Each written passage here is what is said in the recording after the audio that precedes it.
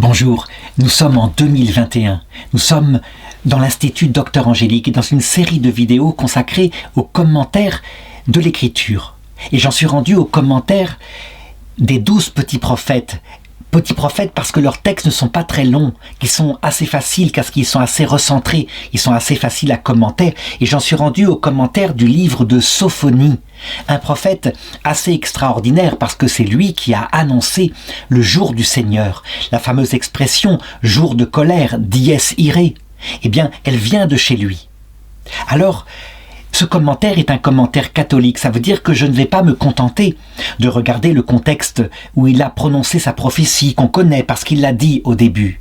Je vais aussi montrer le sens allégorique de ce texte qui est plaigné, du moins c'est ce que pensent les chrétiens, par le fait que Jésus-Christ, le Sauveur, nous en a révélé la profondeur. Alors avant, je commencerai par raconter qui il est.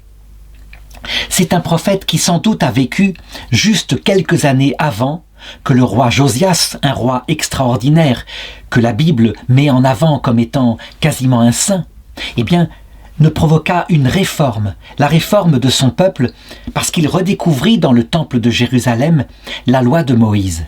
Et là, le roi Josias, avec tout son cœur, un peu comme le fit Saint Louis pour le christianisme au XIIIe siècle, décida d'imposer des réformes, de ne plus pécher. Et en particulier, il lut dans la loi de Moïse que certaines choses fondamentales aux yeux de Dieu, comme par exemple l'interdiction des images, des représentations d'idoles, de l'adoration d'un autre Dieu que Dieu, eh bien, ces choses-là n'étaient pas observées.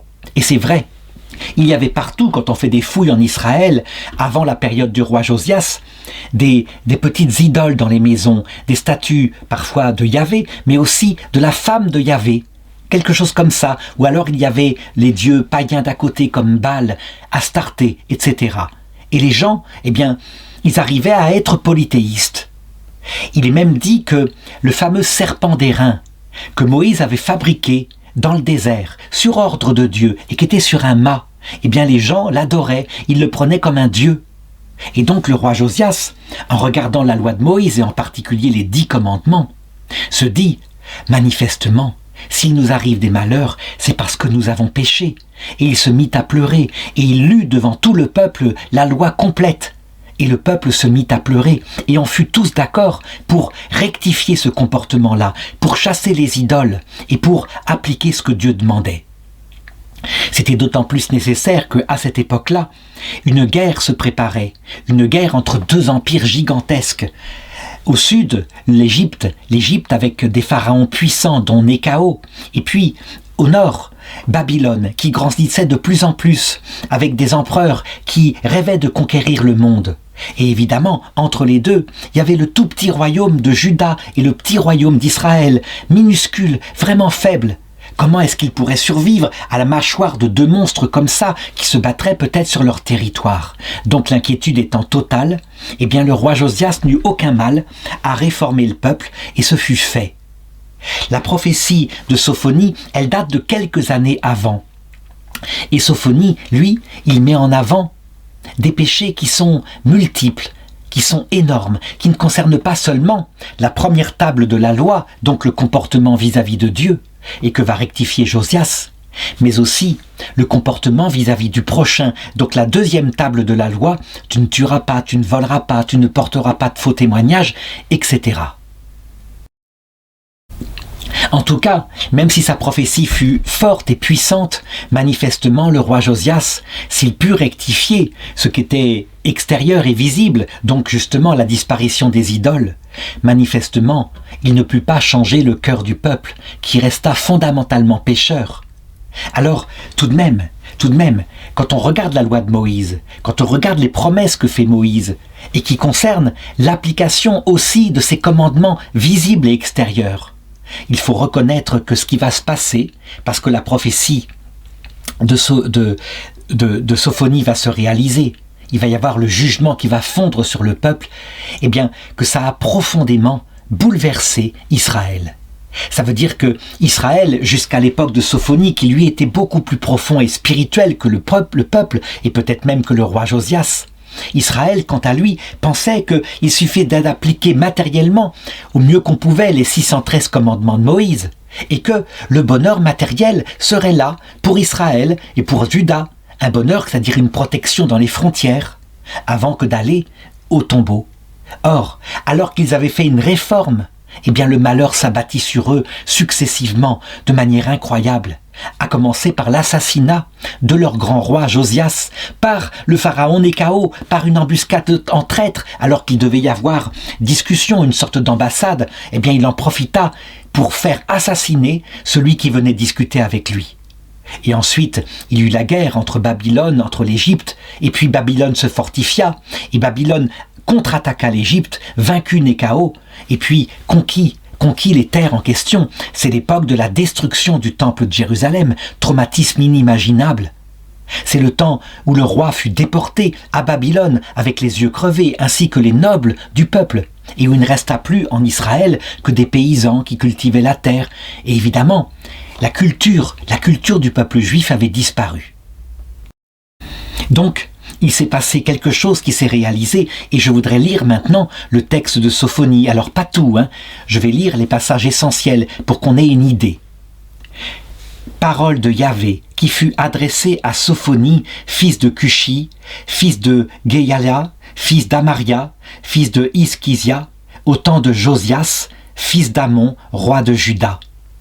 Oui, dit Dieu, je vais tout supprimer de la face de la terre, oracle de Yahvé, je supprimerai hommes et bêtes, je supprimerai oiseaux du ciel et poissons de la mer, je ferai trébucher les méchants, je retrancherai les hommes de la face de la terre, oracle de Yahvé.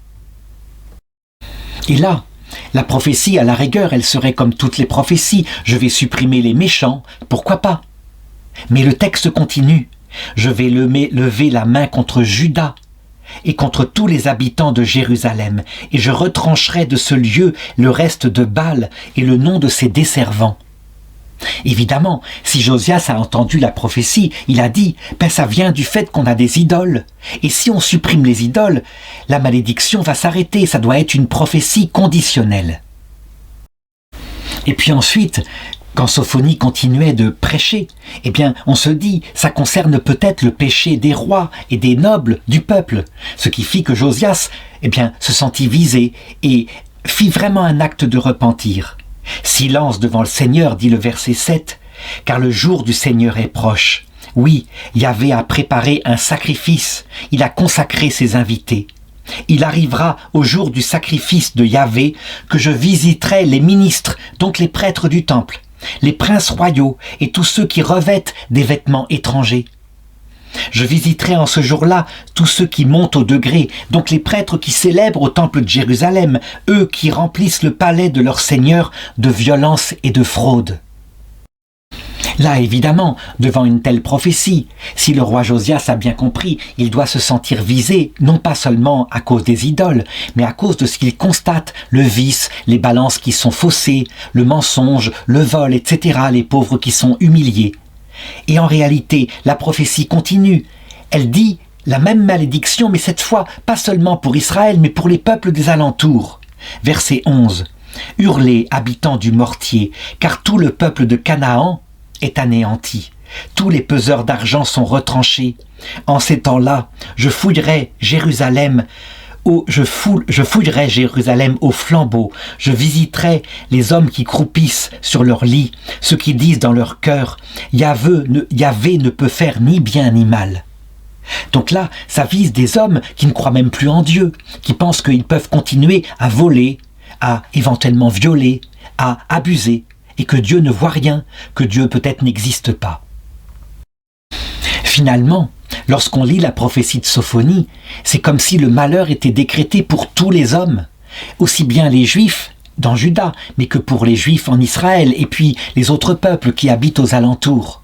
Et que tous les péchés sont là, étalés devant les hommes, les idoles, je l'ai dit, mais aussi le trafic, le mensonge par rapport à son prochain. D'autre part, La prophétie de Sophonie annonce un jour terrible, le jour du jugement, où Dieu passera les hommes devant lui au crible. Verset 14. Il est proche le jour de Yahvé, il est un jour formidable, il est proche, il vient en toute hâte. Ô clameur amère du jour de Yahvé, c'est maintenant qu'un preux pousse un cri de guerre.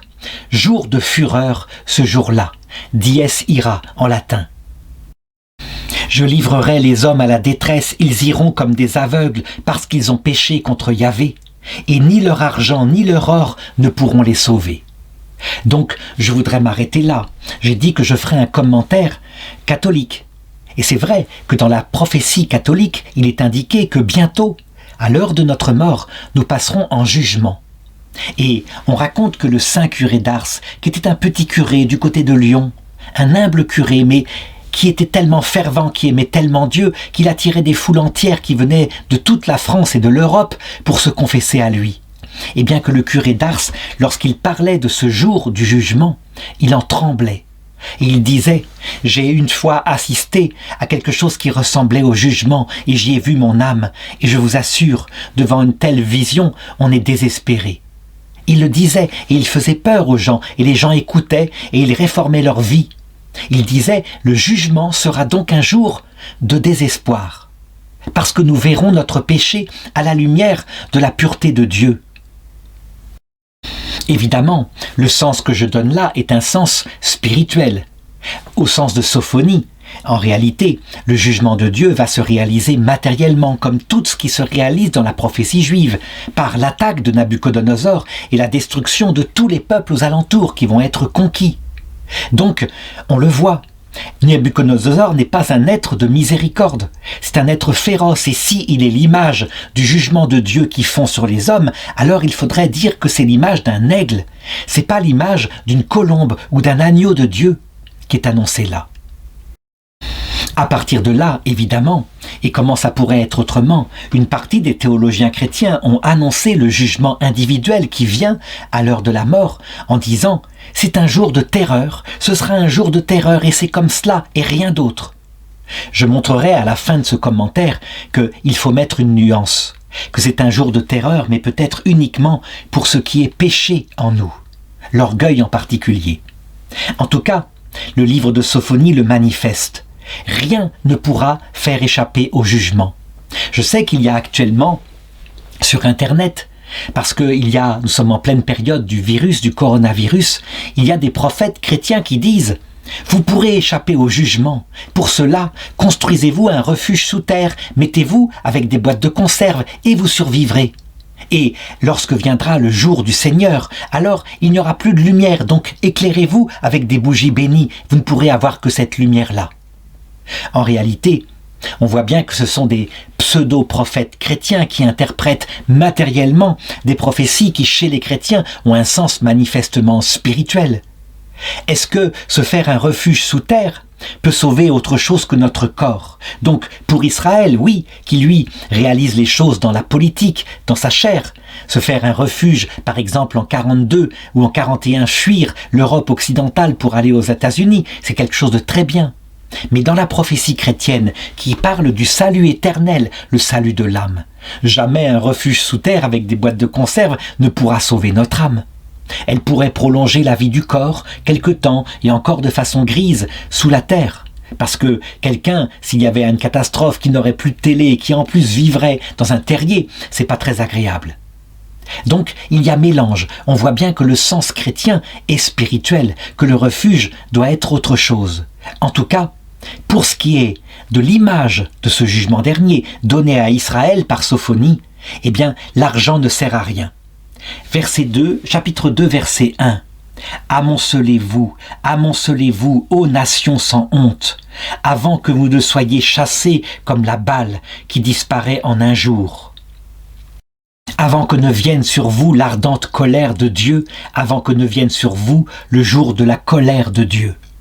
Et c'est vrai, avec ce qui s'est passé, donc un peu plus tard, l'invasion de Nabuchodonosor, ni les riches ni les pauvres, personne n'a échappé au danger.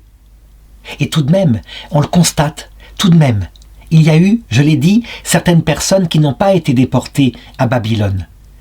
il n'a pris que les élites du peuple, donc les gens riches ou les gens cultivés. Et les petits paysans dans les campagnes, il les a laissés sur place. Et donc, on voit, là, c'est le verset 3, quelque chose qui semble l'indiquer. Sophonie semble l'annoncer.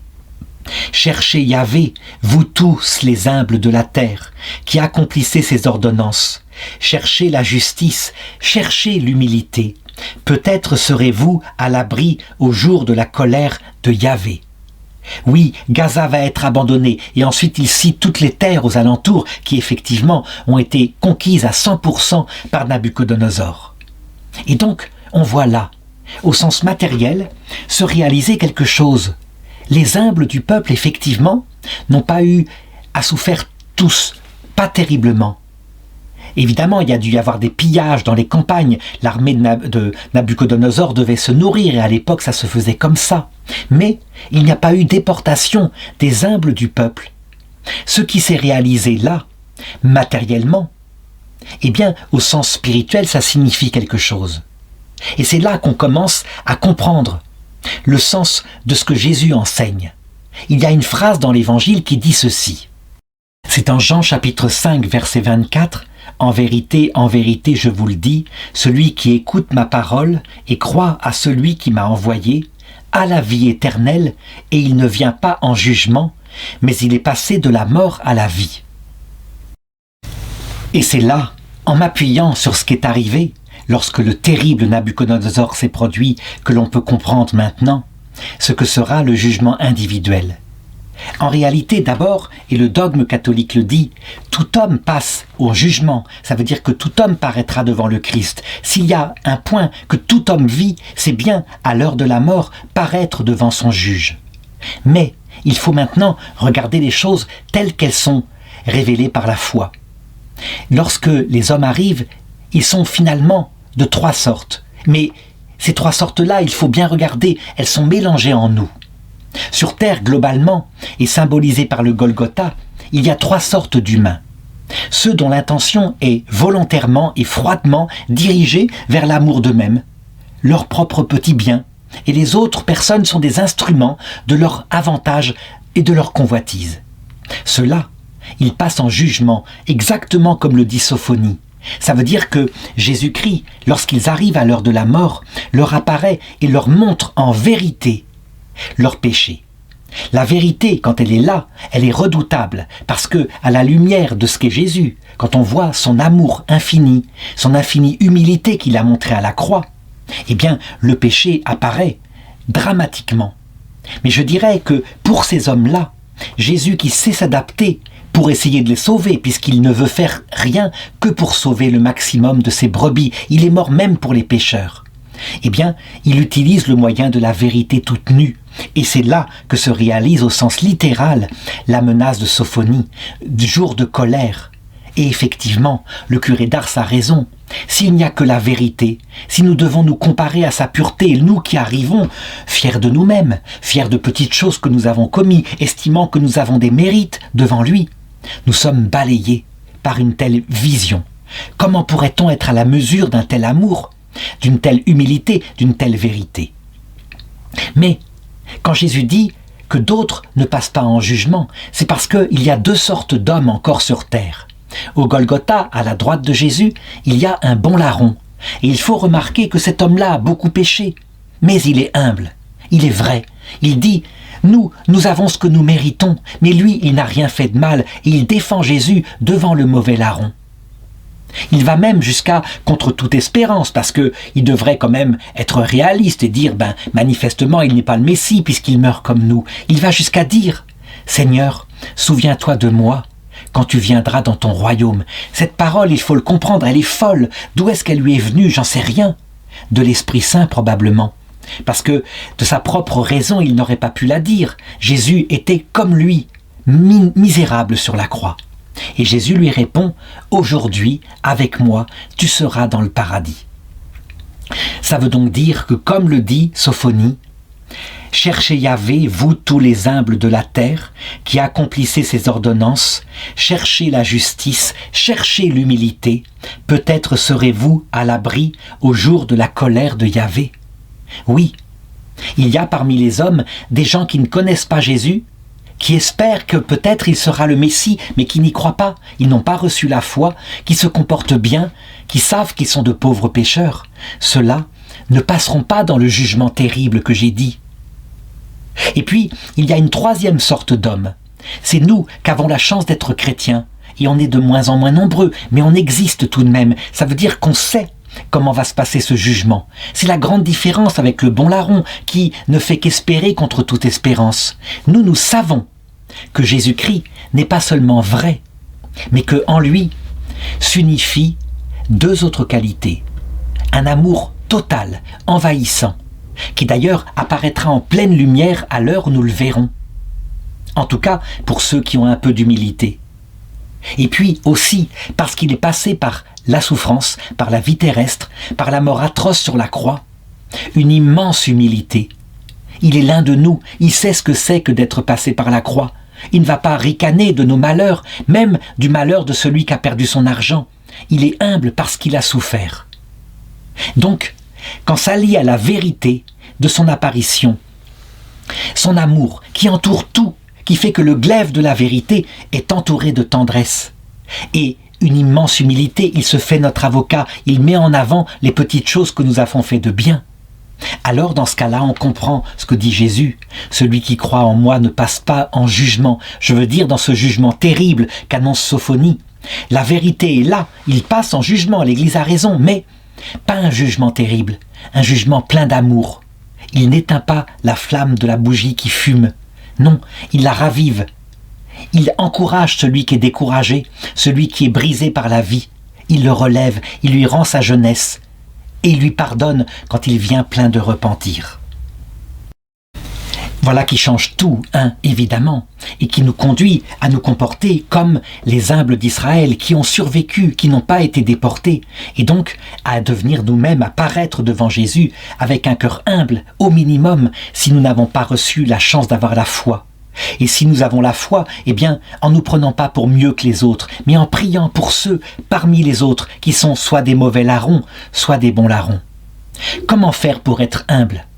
Eh bien, peut-être en commençant par à lire ce livre de Sophonie et en estimant que c'est nous-mêmes qui sommes visés par le texte ici, chapitre 2, verset 9. Que l'orgueilleux, c'est nous, de ne pas nous mettre dans le camp des humbles ou dans le camp des chrétiens, mais dans le camp des méchants qui mériteraient ça. C'est pourquoi par ma vie, dit Sophonie, oracle de Yahvé Sabaoth, Dieu d'Israël, Moab deviendra comme Sodome et les fils d'Ammon comme Gomorrhe, un domaine de chardon, un domaine de sel, une solitude à jamais, et le reste de mon peuple les pillera, ce qui subsistera de ma nation en recevra l'héritage. Ce sera le prix de leur orgueil, puisqu'ils ont proféré des insultes et des paroles hautaines contre le peuple de Yahvé Sabaoth. Qu'est-ce que ça signifie là? Matériellement, quand est venu Nabuchodonosor, je l'ai dit, il n'a pas pillé particulièrement Israël et Juda, il a pillé aussi les pays d'à côté, donc Moab, etc. Et donc, quand les pauvres de Yahvé sont restés sur place, eh bien, ils ont hérité de leurs terres très souvent. Matériellement, ça s'est passé. Et donc, de façon spirituelle, dans le sens définitif, il se passera ceci. Ceux qui arriveront orgueilleux, à l'heure du jugement, à l'heure de l'apparition de Jésus, et nous serons avec eux, eh bien, ils ne tiendront pas devant la manifestation d'un tel amour et de la vérité de leurs péchés. Les orgueilleux en particulier, ceux qui peut-être se convertiront en le voyant, lorsqu'ils auront découvert que leur cœur était plein de morgue, s'ils se convertissent, alors ils demanderont pardon à genoux. Et ils seront conduits à être sauvés, mais en passant par le purgatoire. C'est ce que dit la foi catholique. Quant à ceux qui s'obstineront à ne pas demander pardon, eh bien, ils seront bannis, ils n'auront jamais la vision béatifique. Ils seront dans leur liberté orgueilleuse, dans ce qu'on appelle l'enfer, qui ne se termine pas parce que ces gens ne reviennent jamais en arrière. Ainsi, de toute façon, les rois de la terre, les riches, ceux qui se sont appuyés sur leur gloire ou sur leur argent ou sur leurs petits plaisirs, ne tiendront pas. Et nous aurons, nous, leur richesse. De quelle manière? Eh bien d'abord, si vraiment nous sommes parmi les humbles, et si nous sommes avec Jésus au paradis, Alors, nous passerons notre temps à l'aider pour que sortent du purgatoire très vite ceux qui ainsi regrettent leurs péchés. Pour que leur purification se passe vite, notre vengeance terrible avec le Seigneur consistera à les aider, non pas à les écraser. Et c'est évidemment pire que tout, puisque la victoire de ce que Jésus avait dit, l'humilité, l'amour, la vérité devant lui, sera totale.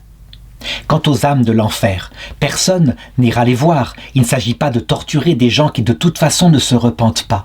Mais on le verra, en toute vérité. Alors qu'ils ne pensent qu'à eux, leur cœur sera vide, et ils seront pleins de colère, pleins de rage, en voyant de temps en temps ceux qui, ayant renoncé à tout, sont au ciel avec Dieu. Chapitre 2, verset 11. « Terrible sera Yahvé pour eux, quand il aura supprimé tous les dieux de la terre. Elles se prosterneront devant lui, chacune sur son propre sol, toutes les îles des nations. Et vous aussi, Éthiopiens, vous serez transpercés de mon épée. » Donc on le voit, c'est pas seulement Israël, c'est les peuples de la terre. Et Nabuchodonosor en a été, par sa conquête, la prophétie.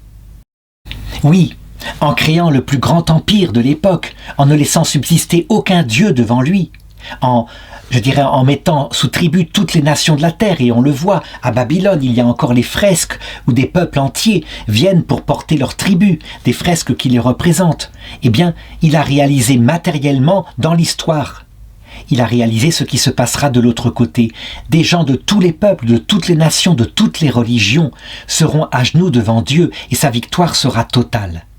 Voilà ce que dit Sophonie, chapitre 2, verset 15, à propos des cités orgueilleuses. Ça veut dire nous-mêmes dans notre orgueil. C'est la cité joyeuse qui trônait avec assurance, celle qui disait en son cœur « Moi, je suis sans égal ». Comment est-elle devenue un objet de stupeur, un repère pour les bêtes? Quiconque passe auprès d'elle siffle et agite la main. Malheur à la rebelle, la souillée, la ville tyrannique. Elle n'a pas écouté l'appel, elle n'a pas accepté la leçon. À Yahvé, elle ne s'est pas confiée. De son Dieu, elle ne s'est pas approchée. Oui, le jugement dernier qu'annonce Sophonie est une certitude. Pour les personnes qui ont à peu près 50 ans, dans moins de 40 ans, il sera là, il se passe à l'heure de la mort. Pour ceux qui se croient éternels parce qu'ils n'ont atteint que l'âge de 20 ans, il faut qu'ils se disent que dans 60 ans, ce sera leur tour. Et c'est comme ça. Résultat, avec cet avertissement qui est là et qui s'adresse à toutes les âmes, il faut tenir compte et écouter l'appel de Dieu. Savoir que tout ce qu'on construit sur la terre, c'est très bien, il faut le faire pour sa famille, il faut mettre de l'argent de côté, pourquoi pas, mais que tout cela n'est que passager. C'est pas le but de la vie, l'argent qu'on met de côté. Le seul but, c'est Dieu et c'est le prochain. C'est sa famille, par exemple, celle qu'on aime. Et alors, on les emportera dans l'autre côté quand on est dévoué aux personnes et non pas aux choses. Si on s'est dévoué aux choses obstinément, si on a fait l'acte de celui qui ne met en avant que son argent, quitte à réduire en dur esclavage à la maison sa famille, alors, on peut le dire, on passera en jugement, comme le dit Sophonie chapitre 3 verset 8. C'est pourquoi, attendez-moi, oracle de Yahvé, au jour où je me lèverai en accusateur. Car j'ai décrété de réunir les nations, de rassembler les royaumes, pour déverser sur vous ma fureur, toute l'ardeur de ma colère. Certains chrétiens, lorsqu'ils lisent ce texte, disent, et presque quelquefois malheureusement en se frottant les mains, ça veut dire que ces gens-là seront en enfer éternel. Ils vont griller éternellement, il n'y aura pas de pardon. Ils sont arrivés sans écouter l'avertissement à l'heure de la mort, ils tombent ici un coup près, et quelle que soit la cause, ils sont damnés pour l'éternité. Non, ce n'est pas ça que ça veut dire. La preuve, le texte suivant. Bien sûr que Jésus-Christ l'a montré à la croix, et nous devons toujours, nous, chrétiens, avoir la contemplation de la croix devant nous, sinon nous ne comprenons rien. Toute personne qui se repentira sera sauvée. Peut-être qu'elle sera sauvée en passant par un feu, le feu du purgatoire, mais personne n'est en enfer éternel, sauf s'il ne commet le blasphème contre l'Esprit Saint. Ça veut dire s'il refuse obstinément, lucidement, calmement de se repentir. Parce qu'il a choisi les biens, entre guillemets, que propose Lucifer. Être son propre Dieu, ne dépendre que de soi, marcher debout, ne pas être, comme il ricane, vautré dans l'amour et dans l'humilité devant Dieu. Ceux qui au contraire se repentiront, ceux-là seront sauvés. De quelle manière? Eh bien, Sophonie chapitre 3 verset 9 le dit. Oui, je ferai alors au peuple des lèvres pures, pour qu'ils puissent tous invoquer le nom de Dieu et le servir sous un même joug. De l'autre rive des fleuves d'Éthiopie, mes suppliants m'apporteront mon offrande.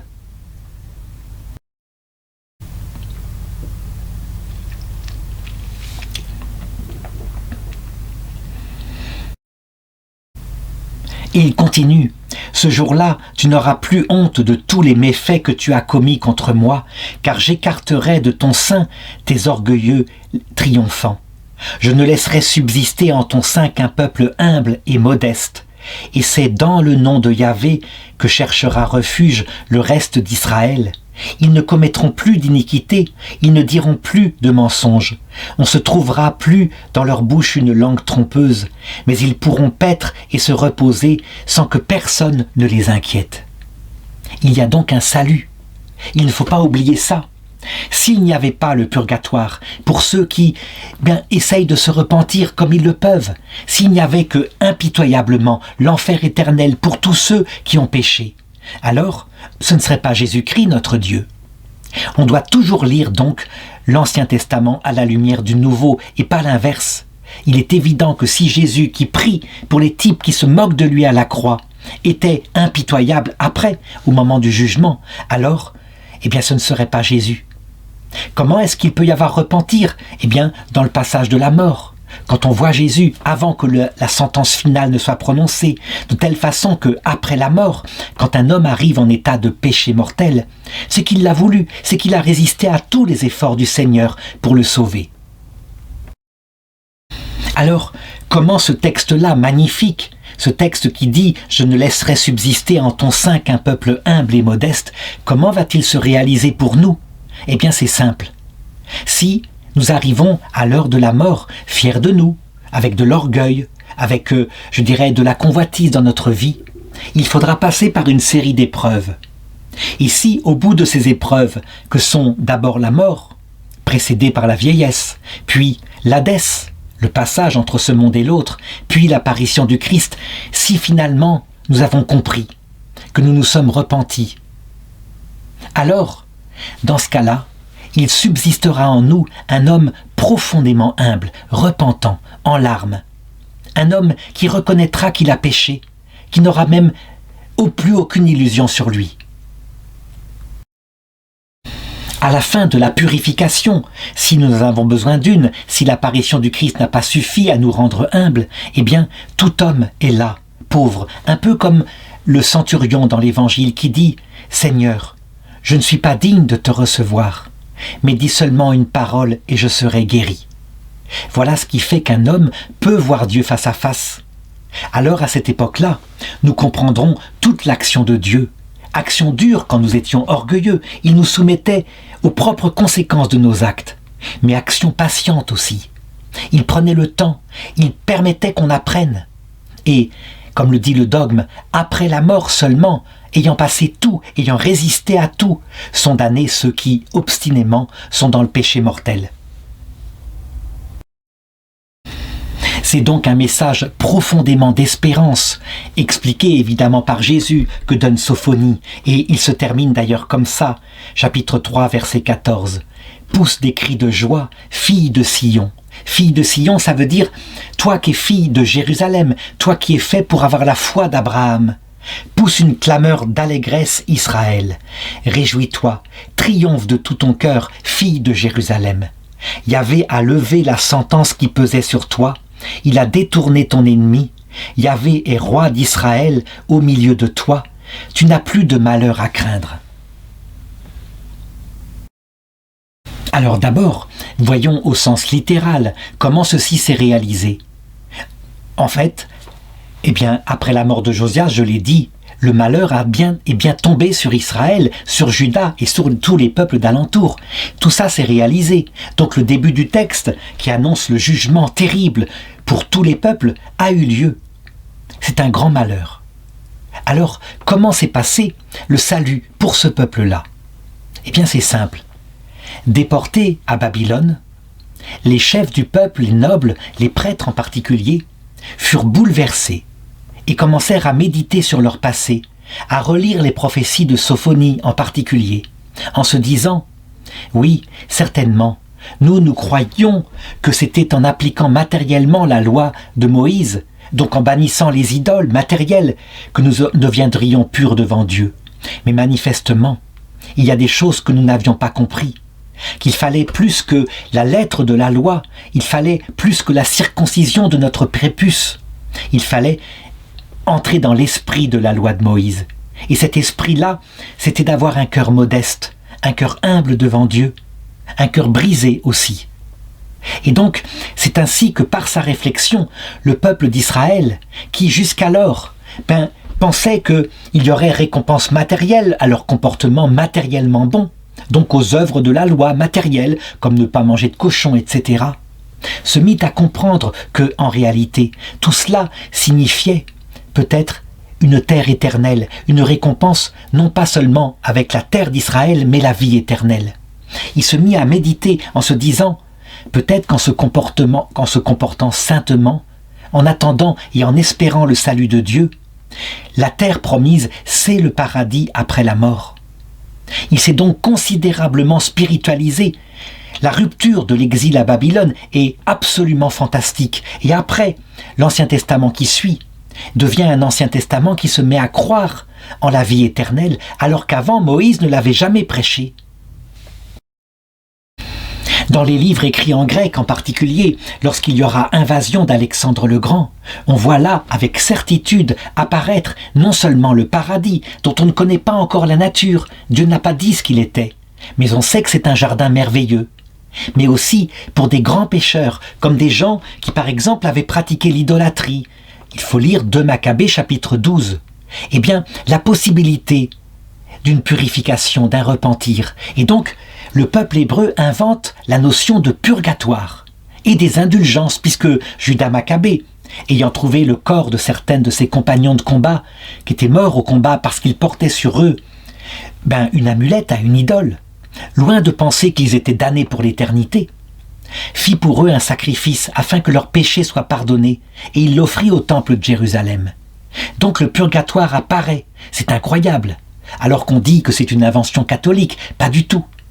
Et puis l'enfer évidemment pour ceux qui s'obstinent, mais sans savoir trop qui va en enfer. Ça c'est Jésus qui le dira.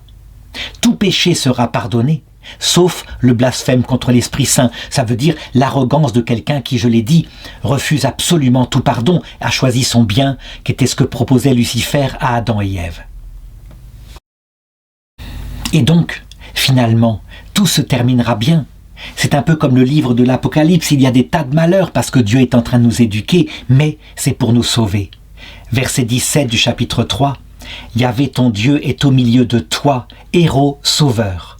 Il exultera pour toi de joie, il te renouvellera par son amour, il dansera pour toi avec des cris de joie. » Un tel texte-là, manifestement, il annonce au sens allégorique le paradis céleste. Certes, ça s'est réalisé 70 ans plus tard, après son purgatoire, le peuple hébreu est revenu dans sa terre. Donc, comme toujours, le peuple hébreu est prophète dans son histoire. Mais pour nous chrétiens, Dieu dansera devant nous. C'est quoi ? Ce sera la vision béatifique. Ça veut dire que si le paradis existe et est éternel, et si on ne s'y ennuie pas, c'est parce que nous verrons face à face, sans aucun intermédiaire créé, ce Dieu dans son essence infinie. Tous les jours, il renouvellera devant lui sa beauté. Jamais il n'y aura d'ennui. Jamais la vie éternelle ne sera quelque chose de pénible, parce que nous le verrons. Et voilà ce qui se passera. Alors au paradis, ce jour-là, comme au jour de fête, j'ai écarté de toi le malheur, pour que tu ne portes plus l'opprobre. Est-ce qu'on se souviendra au paradis de ce qui s'était passé sur terre, des épreuves que nous avons eues, nous, très orgueilleux?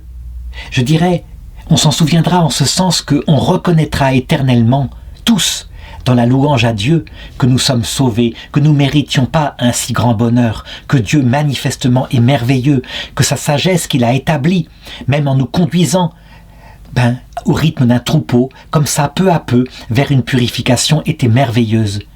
Et nous comprendrons les malheurs qui fondaient sur les gens orgueilleux. C'était provisoirement, c'était pour les éduquer. Il n'y aura plus de larmes, dit le texte de l'Apocalypse, et le prophète Sophonie se termine comme ça. Me voici à l'œuvre avec tous tes oppresseurs. En ce temps-là, je sauverai les éclopés, je rallierai les égarés, je leur attirerai louange et renommée par toute la terre, et j'accomplirai leur restauration. Sainte Julienne de Norwich, une petite sainte magnifique très peu connue, et elle mériterait de l'être, eh bien, en méditant ces textes-là et en regardant Jésus à la croix, dès le XIIIe siècle, elle le disait, en anglais, parce qu'elle parlait anglais, elle est de Norwich. Tout se terminera bien, vous verrez. Et Jésus le disait aussi, heureux les assoiffés de justice, ils seront rassasiés. En ces temps-là, je vous guiderai au temps où je vous rassemblerai. Alors je vous donnerai louange et renommée parmi tous les peuples de la terre, quand j'accomplirai votre restauration sous vos yeux, dit Yahvé. Oui, pour le moment, nous ne voyons rien. Et ceux qui sont sur la terre, avec leur gros bon sens, ils disent « Mais c'est quoi ces histoires-là? Ça se saurait si c'était vrai !» En réalité, nous savons, nous chrétiens, que c'est volontairement que Dieu permet un séjour sur terre, quelque temps où il se cache, où il montre ses signes, ne serait-ce que dans la beauté de sa création, mais il se cache, afin, à un moment donné, qu'arrivent les hommes de l'autre côté. Avec leur orgueil, ils disaient tous « Dieu n'existe pas, tout ça ce sont des histoires, rien n'est vrai ». Et que du coup, devant la vérité qui se manifestera à eux, et un tel amour, alors loin de se venger et de rire d'eux, il leur fera miséricorde, dit saint Paul. Et eux, du coup, devant un tel amour, devant une telle surprise, alors ils se repentiront pour la plupart. C'est ce qu'on peut penser, hein. La voie de la perdition est large, c'est certain. Mais heureusement que Dieu nous rattrape de cette façon-là, et que ceux qui se damnent, eh bien, ce sera juste, c'est leur volonté.